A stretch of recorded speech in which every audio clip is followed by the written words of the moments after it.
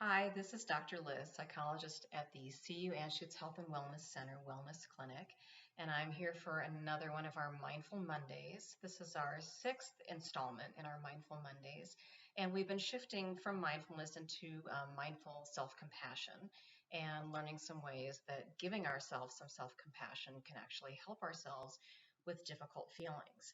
And today I have something that I think you will find fun. I hope you'll find fun. It's a box of compassion. So if you have any of these lying around, some empty tissue boxes, I would encourage you to find one, or just keep in mind that you might want to use one when one empties. And we're going to fill our box of compassion with some phrases and some words that sometimes are really difficult to give ourselves. Thinking about kind of this past week, maybe the past month, when things with our quarantine and our pandemic have become a lot more difficult for some of us than others.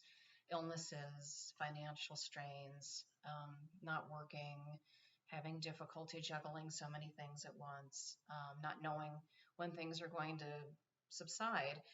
And on top of that, sometimes we put more pressure on ourselves, thinking about, well, I should be able to be a great teacher and do my work and take care of my kids. I should be able to find some other work to do. I should be able to do some big projects. I should learn a foreign language or clean out my closets. And when we don't meet those expectations, sometimes we can be pretty hard on ourselves. Our inner critic can be pretty loud. So it's difficult sometimes to quiet that inner critic. And one way that we can begin to quiet that inner critic and give ourselves some self-compassion is to think about how we would treat a friend. So imagine, just to start with, that maybe one of your friends calls you and says, oh man, I was really hoping to start this painting project. I thought I had lots of time. I should be able to do it. I'm just not great at getting things done. I have all this time on my hands and now I can't even get to it. And then imagine that you would say to your friend, well, you're a horrible person. What's wrong with you? Why can't you do all that work? You should be able to. Yeah, I think that you're really slacking. I don't think that that friend would keep us around very long if we said that to them. Or if we had a friend who said that to us. Imagine if we shared a struggle with a friend and they said, well, yeah, you're never going to be able to get things done. You're just kind of lazy and no good person. We wouldn't keep that friend around very long.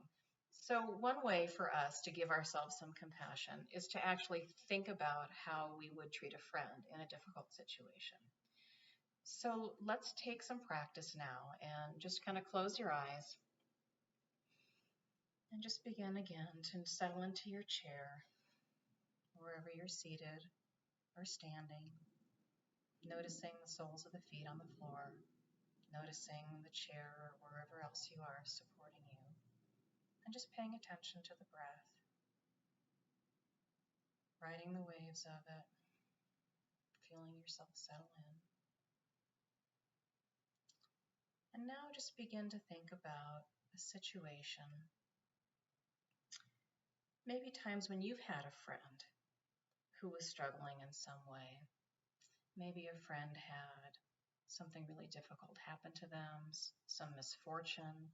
Maybe a friend of yours has shared that they're struggling with losing work, losing a job, maybe feeling inadequate about getting things done or feeling like they're contributing.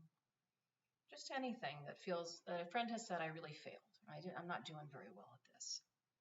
And maybe even bringing up a time when you felt that you're in a pretty stable place and able to share some of those words of wisdom with your friend or able to support your friend. Just begin to bring that situation up and imagine it. And now imagine how you typically respond to your friends in these situations. What would you say? What tone would you use? What would your voice be like? What is your posture, your nonverbal gestures? Just take a moment and imagine what that might look like. And when those things come to mind, maybe jot down the phrases that you've discovered. Maybe just take a moment and write a few of those things down. And now think about some times in your life when you were struggling in some way, when maybe you had a misfortune or failed or felt inadequate in some way. How do you typically respond to yourself in those situations? What do you say? What tone do you use? What's your posture or your nonverbal gestures? And perhaps jot a few of those things down. And now just consider the differences between how you treat your close friends when they're struggling and how you treat yourself. Do you notice any patterns? Do you see the differences? And again, just think about how the words are that you would say to your friend and begin to bring yourself back and open your eyes if you haven't already. And I'm going to invite you to think about those things that you said to your friend and write some of those down.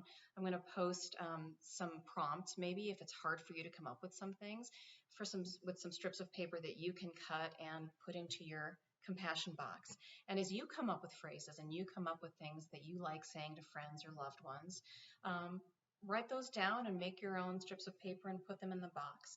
And when you're struggling or feeling inadequate or feeling as if you're failing at something, I want you to go to your compassion box and take some of those out and say the things to yourself that you would say to your friend.